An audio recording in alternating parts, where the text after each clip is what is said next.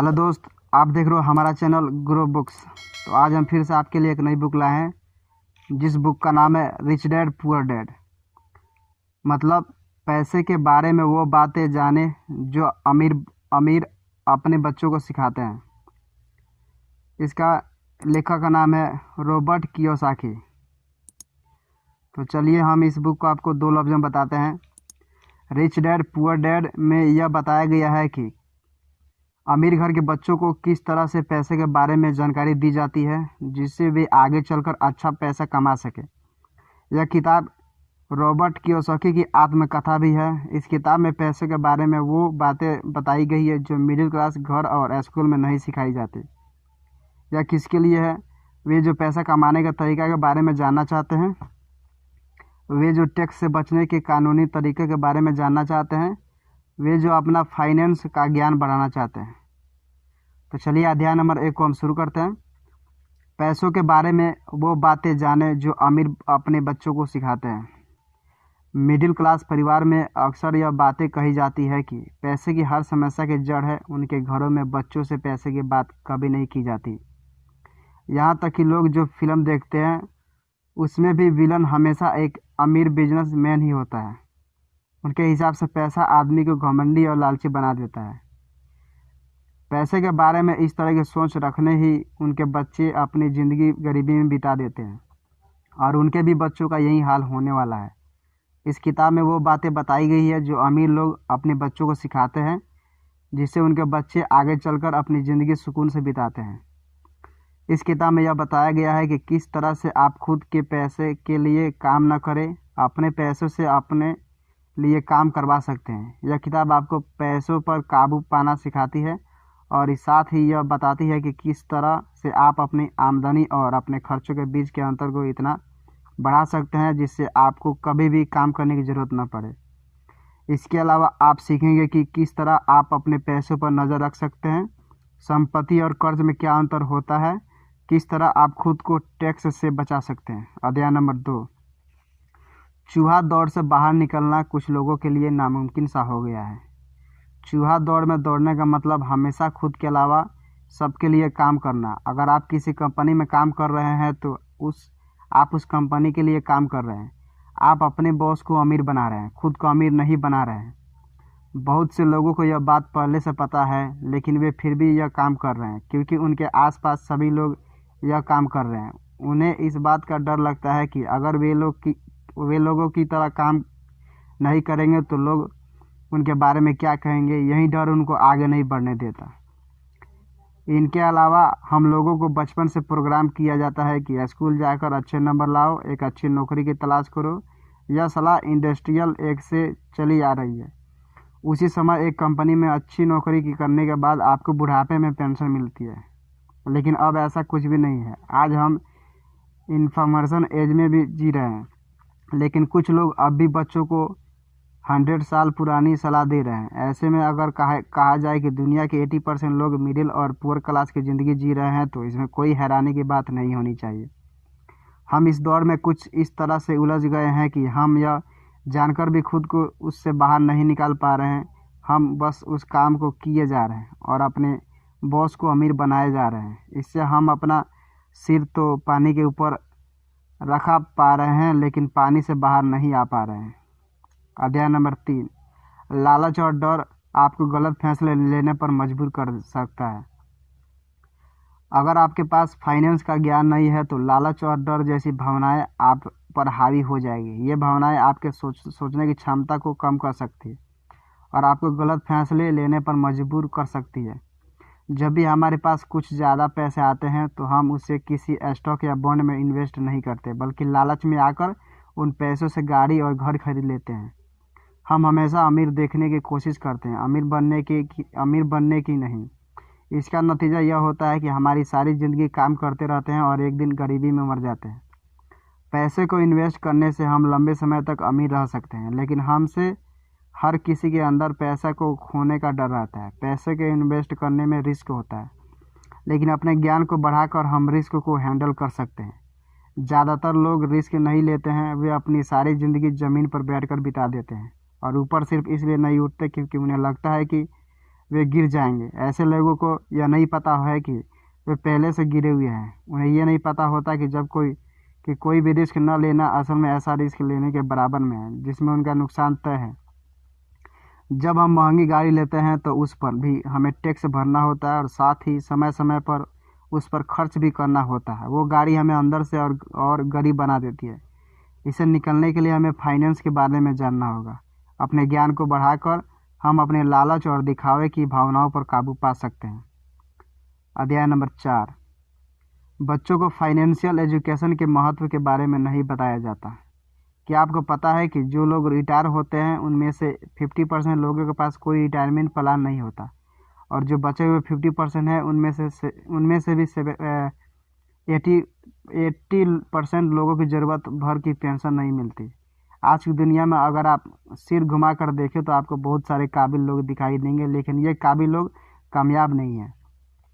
इन सभी बातों की एक ही वजह है, फाइनेंशियल एजुकेशन की कमी। आज के समय में स्कूल में वो पढ़ाया जाता है जिसका इस्तेमाल असल ज़िंदगी में बहुत कम होता है।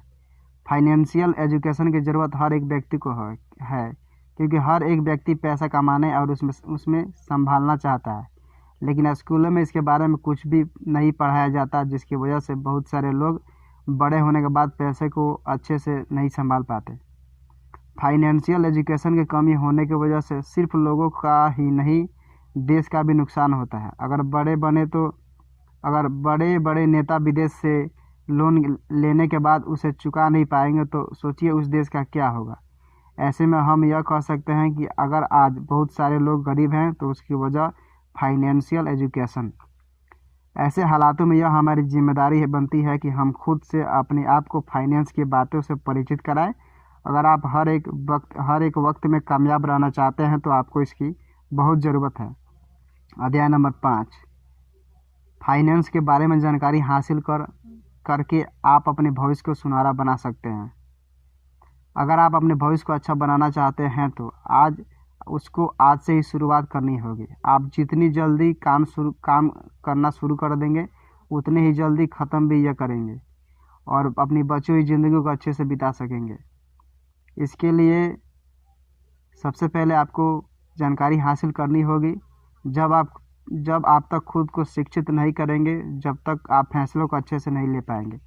आइए देखें कि आपको किस तरह से शुरुआत करना चाहिए। सबसे पहले आप यह देखिए कि आप इस समय क्या कर रहे हैं और आप जो भी कर रहे हैं उससे आप भविष्य में किस तरह की ज़िंदगी जीने की उम्मीद करते हैं। आप देखिए कि भविष्य में जब आपको खर्चे बढ़ेंगे तब क्या आप अपने इस काम से अपने आप को संभाल पाएंगे। इसके बाद आप अपने फाइनेंस की मंजिल को तय कीजिए। आप यह सोचिए कि आप अब से 10 साल बाद आप अपने आप को किस हालात में देखना चाहते हैं और किस तरह की ज़िंदगी जीना चाहते हैं।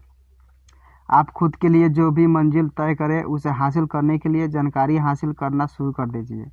आपका समय और आपका दिमाग आपकी सबसे बड़ी संपत्ति है और इसका सही इस्तेमाल करना सीखकर आप कामयाब बन सकते हैं। फाइनेंशियल एजुकेशन को सुधारने के लिए आप सेमिनार जा सकते हैं, किताब पढ़ सकते हैं या फिर एक्सपर्ट के साथ उठना बैठना शुरू कर सकते हैं। अध्याय नंबर 6। अमीर बनने के लिए आपको रिस्क लेना सीखना होगा। आज तक कोई भी बिना रिस्क लिए अमीर नहीं बन पाया। कामयाब लोगों को रिस्क लेने से डर नहीं लगता क्योंकि उन्हें पता है कि रिस्क को हैंडल कैसे करते हैं। उनके पास सोच समझ के रिस्क लेने की काबिलियत होती है, जिससे वे जब रिस्क लेते हैं तो कामयाब होते हैं। दूसरी तरफ नाकाम लोग रिस्क लेने से डरते हैं क्योंकि उन्हें पता है कि रिस्क को हैंडल कैसे किया जाता है। हमसे हर कोई अपने पैसों को बैंक में जमा कर देता है, हम उसे कहीं भी इन्वेस्ट नहीं करते और इसलिए हमेशा पैसों के लिए काम करते जा रहे हैं। अगर हम उसे इन्वेस्ट करेंगे तो पैसा हमारे लिए काम करना शुरू कर देगा। इसलिए आप अपने पैसों को बैंक में रखने के बजाय उसे इन्वेस्ट करना शुरू कीजिए। आप उसे स्टॉक या बॉन्ड में इन्वेस्ट कर सकते हैं। हाँ, इसमें हमेशा खतरा रहता है कि आपका सारा पैसा डूब जाएगा, लेकिन अगर आप ज़मीन से उठने की कोशिश ये सोच कर नहीं करेंगे कि आप गिर सकते हैं तो इसका मतलब यह है कि आप पहले से ही गिरे हुए हैं। समय के साथ आपको सोच समझ कर रिस्क लेना आ जाएगा। अगर आप स्टॉक या बॉन्ड में इन्वेस्ट नहीं करना चाहते हो तो आप रियल एस्टेट या फिर किसी और जगह पर इन्वेस्ट कर सकते हैं। अगर किसी इन्वेस्टमेंट से आपको ज़्यादा फ़ायदा हो रहा है तो समझ जाइए उससे ज़्यादा रिस्क भी है। इन्वेस्टमेंट करने से आपको कभी कभी नुकसान हो सकता है, लेकिन इन्वेस्टमेंट न करने से आपको फ़ायदा कभी नहीं होने वाला।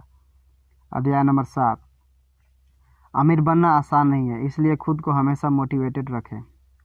सबसे पहले आपको यह बात दिमाग में बैठा लेनी चाहिए कि अगर आप अमीर बनने के रास्ते पर निकल रहे हैं तो आपको बहुत बार गिरना होगा और बहुत बार हारना भी होगा। इसलिए बहुत ज़रूरी है कि मुश्किल वक्त में आप अपना मोटिवेशन ना खोएं। इसके लिए कुछ तरीके नीचे दिए गए हैं। सबसे पहले आप एक लिस्ट बनाइए, उसमें लिखिए कि आप क्या चाहते हैं और क्या नहीं चाहते। एग्जाम्पल के लिए आप लिख सकते हैं कि मैं अपनी ज़िंदगी में गरीबी नहीं बिताना चाहता, या फिर मुझे हमेशा पैसों के लिए काम नहीं करना है। जब भी आपको लगे कि आपका मोटिवेशन कम हो रहा है तब आप उस लिस्ट को निकाल कर पढ़िए। इससे आपको यह पता लगेगा कि आपको क्यों काम करना होगा। इसके अलावा आप सबसे पहले खुद पर पैसे खर्च कीजिए। अक्सर हम यह करते हैं कि जब भी हमारे पास पैसे आते हैं तब हम अपने बिल भरते हैं, अपनी EMI भरते हैं, फीस भरते हैं और ज़रूरत के कामों में सारे पैसे खर्च कर देते हैं। ऐसा करके हम अपनी सारी परेशानियों को निपटा कर अपने दिमाग को काम के बोझ से हल्का कर देते हैं और हमारा दिमाग सोचना बंद कर देता है। लेकिन अगर आप सबसे पहले खुद पर पैसे खर्च करेंगे तो आप अपने दिमाग को बाकी की ज़रूरतों को पूरा करने के लिए तरीकों के बारे में सोचने पर मजबूर कर देंगे। इससे आप अलग अलग रास्ते पर निकलकर पैसे कमाने के तरीकों के बारे में सोचने लगेंगे और समय के साथ बेहतर बन जाएंगे।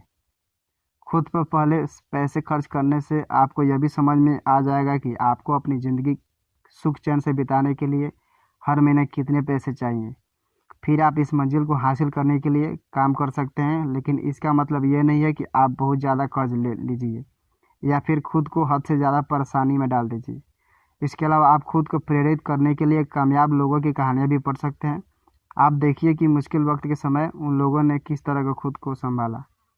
अध्याय नंबर 8, आलस और घमंड आपके डूबने की वजह बन सकती है। आप चाहे कितनी भी समझदार या चालाक क्यों न हो जाए, अगर आप खुद के व्यवहार को सुधारने काम नहीं करेंगे तो आप कभी कामयाब नहीं होंगे। इसलिए अपने अंदर से आलस और घमंड को पूरी तरह से निकाल दीजिए। आलस करने का मतलब वो ना करना जो करना चाहिए। हमसे हर किसी को सबसे पहले अपनी सेहत का ख्याल रखना चाहिए, लेकिन अगर आप अपने काम में इतने व्यस्त हो चुके हैं कि आप अपनी सेहत पर ध्यान नहीं दे रहे हैं तो आप आलस कर रहे हैं। आलस करने का मतलब यह नहीं है कि आप सारा दिन सोते रहें। अगर आप किसी भी ज़रूरी काम को करने से पीछे हट रहे हैं तो आप आलस कर रहे हैं। भले ही आप एक हफ्ते में 60 घंटा काम कर रहे हो, लेकिन अगर आप परिवार को समय नहीं दे रहे हैं जो कि आपको देना चाहिए तो आप आलसी कहे जाएंगे। इसके अलावा घमंड हमें अपनी बुराइयों को देखने नहीं देती। घमंडी लोगों को लगता है कि वे जो कर रहे हैं सही कर रहे हैं। अगर कोई उन्हें अच्छी सलाह देता है तो वह उसे सुनते या उस पर गौर नहीं करते। वे बस वही मानते हैं जो वे मानना चाहते हैं और वही सुनते हैं जो वो सुनना चाहते हैं। घमंड आपको काफ़ी हद तक डुबो सकता है। अगर आप सुनने से पहले बोलते हैं, सुनकर सोचने के बजाय सोचकर सुनते हैं और अपने एक्सपर्ट की बात नहीं मानते, जो समझ जाइए कि आप घमंडी है। कामयाब बनने के लिए आपको खुद पर काम करना होगा। इसके लिए अपनी बुरी आदतों को छोड़ना बहुत ज़रूरी है। अध्याय नंबर 9, संपत्ति और कर्ज में अंतर करना सीखिए। अलग अलग लोगों के लिए अलग अलग चीज़ें मायने रखती है। वो चीज़ें उनके लिए हद से ज़्यादा मायने रखती है। वे उसे अपनी संपत्ति मानते हैं। लेकिन अगर आपको अमीर बनना है तो आपको सबसे पहले संपत्ति और कर्ज में अंतर जान लेना चाहिए। संपत्ति वह होती है जो समय पर आपकी जेब में पैसा डालते रहे, और कर्ज वो होता है जो समय पर आपकी जेब से पैसे निकालते रहे। अमीर बनने के लिए आप सबसे पहले अपने पैसों को संपत्ति खरीदने के लिए काम में लगाइए, ताकि अपने पैसों आपके लिए काम कर सके और समय समय पर आपको उससे फ़ायदा हो सके। संपत्ति के लिए पैसे खर्च करने का मतलब है कि stock, bond, mutual fund, real estate, royalty या फिर किसी भी ऐसे काम में पैसा लगाना जहां से आपको बिना काम किए बार बार पैसे आते रहे। आप कुछ भी ऐसे चीज़ें भी खरीद सकते हैं जिसकी कीमत समय के साथ बढ़ जाए। एग्जाम्पल के लिए ज़मीन की कीमत हमेशा बढ़ती रहती है।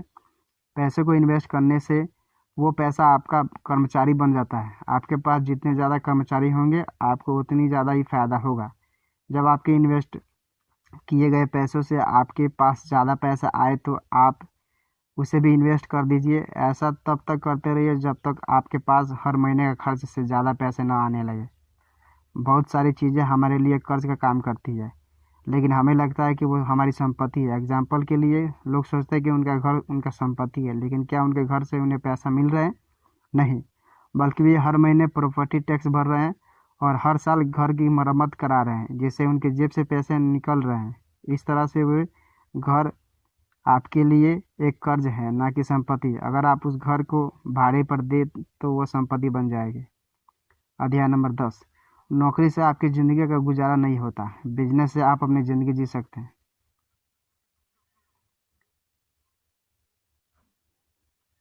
बिजनेस में आप काम नहीं करते, बल्कि आपके लिए कोई और काम करता है। इस तरह से आपको पैसा आते रहते हैं, लेकिन आप उसके लिए काम नहीं कर रहे हो। तो अगर आप ज़िंदगी जीना चाहते हैं तो आपको बिजनेस करना होगा। नौकरी करने से आपकी ज़िंदगी कटती रहती है, आप उससे अपने घर का खर्च चला सकते हैं, लेकिन अमीर नहीं बन पाते। अगर आपको बिजनेस की शुरुआत करनी है तो अपनी नौकरी से आने वाले पैसों को अपने बिजनेस में लगा दीजिए। आप पार्ट टाइम में अपने बिजनेस पर ध्यान देकर उसे बढ़ा सकते हैं। एग्जाम्पल के लिए आप हर संडे को जाकर रियल एस्टेट का बिजनेस कर सकते हैं, या फिर आप अपनी नौकरी से आने वाले पैसों को स्टॉक मार्केट में इन्वेस्ट कर सकते हैं। इससे आप अपने बिजनेस को समय दे रहे हैं, जिससे समय के साथ आप अमीर बन जाएंगे। जब आपके बिजनेस से ज़्यादा पैसा आने लगे तब आप अपनी नौकरी छोड़कर अपना पूरा समय को बिजनेस को दे सकते हैं। अध्याय नंबर 11। टैक्स कोड को समझकर आप अपने टैक्स को कम कर सकते हैं। हम सभी को पता है कि टैक्स क्या होता है और वो क्यों लिया जाता है। हमारी कमाई का एक मोटा हिस्सा टैक्स में आ जाता है और हम कुछ भी नहीं कर पाते। लेकिन क्या आपने कभी जानने की कोशिश की कि किस तरह से आप अपने टैक्स को कम कर सकते हैं? आइए देखें कैसे। हम कानून का इस्तेमाल करके खुद को टैक्स से बचा सकते हैं। अगर आप अपने पैसों को कॉर्पोरेट के नाम से इन्वेस्ट करेंगे तो आपको टैक्स से संबंधित बहुत सारे फ़ायदे होंगे। इसके अलावा अगर आपको कोई नुकसान होता है तो वो कॉर्पोरेट के नाम से होगा। कॉर्पोरेट की मदद से आप अपने नुकसान को कम कर सकते हैं। इसलिए कोई भी काम कोई भी काम अपने नाम से ना करके कॉर्पोरेट के नाम से कीजिए। मिडिल क्लास के लोगों के साथ यह होता है कि वे पहले पैसे कमाते हैं, फिर उसको कुछ परसेंट टैक्स भरते हैं, फिर जो उनके पास पैसे बचता है उसे खर्च करते हैं। लेकिन अमीर लोग पहले कमाते हैं, फिर जितना हो सके उतना इन्वेस्ट और खर्च करते हैं, फिर अंत में उनके पास जो बचता है उसका कुछ परसेंट टैक्स भरते हैं। यही वजह है कि अमीर अमीर होता जा रहा है और गरीब गरीब। आपको सबसे पहले अपने अपने देश के कानून के बारे में जानने चाहिए। अगर आपको इसके बारे में नहीं जानेंगे तो यह कानून आपका इस्तेमाल करता रहेगा। अगर आप इनके बारे में जानेंगे तो आप इनका इस्तेमाल कर सकते हैं। कुल मिलाकर अमीर बनने के लिए यह ज़रूरी है कि आप अपने पैसे को सही जगह पर इन्वेस्ट करें, जिससे आपको बिना काम किए पैसे मिलते रहें। यह ज़रूरी है कि आप आपके पास एक से ज़्यादा इनकम सोर्स हो। रियल एस्टेट या स्टॉक मार्केट में इन्वेस्ट करने से आप अपने पैसों को अपने कर्मचारी बना सकते हैं। इसके अलावा खुद को फाइनेंस, टैक्स और कानून के बारे में शिक्षित करके आप अपने आप को पहले से बेहतर बना सकते हैं। क्या करें? अगर आप नतीजे को जल्दी पाना चाहते हैं तो आपको जल्दी शुरुआत करनी होगी। जल्दी शुरुआत करने से आप अपनी मंजिल तक जल्दी पहुंच सकते हैं। इसके लिए आप अपने इंटरेस्ट की किताबें पढ़िए या पता कीजिए कि स्टॉक मार्केट में कौन क्या काम कर रहा है, आप कहां से शुरुआत कर सकते हैं और किस वेबसाइट पे आप उनकी जानकारियां हासिल कर सकते हैं। इन्वेस्टोपीडिया जैसी वेबसाइट आपको यह सिखाती है कि किस तरह से आपको स्टॉक मार्केट में शुरुआत करनी चाहिए। अगर आप हमेशा जानकारी लेते रहेंगे तो आप मार्केट में ज़्यादा कामयाब होंगे। एक एक कॉलम शीट बनाइए जिस पर आप अपने महीने की आमदनी और खर्चों को लिख सकें। अमीर बनने के लिए सबसे पहले अपनी आमदनी को अपने खर्चों से बढ़ाना होगा। आप अपने पैसे पर नज़र रखने के लिए माइक्रोसॉफ्ट एक्सेल जैसे प्रोग्राम का इस्तेमाल कर सकते हैं। इससे आप लिखिए कि आपके महीने के खर्च क्या हैं, आप हर महीने किस चीज़ पर कितना पैसा खर्च कर रहे हैं और आपकी संपत्ति आपके लिए हर महीने में कितना पैसा ला रही है। इससे आप अमीर बन सकते हैं।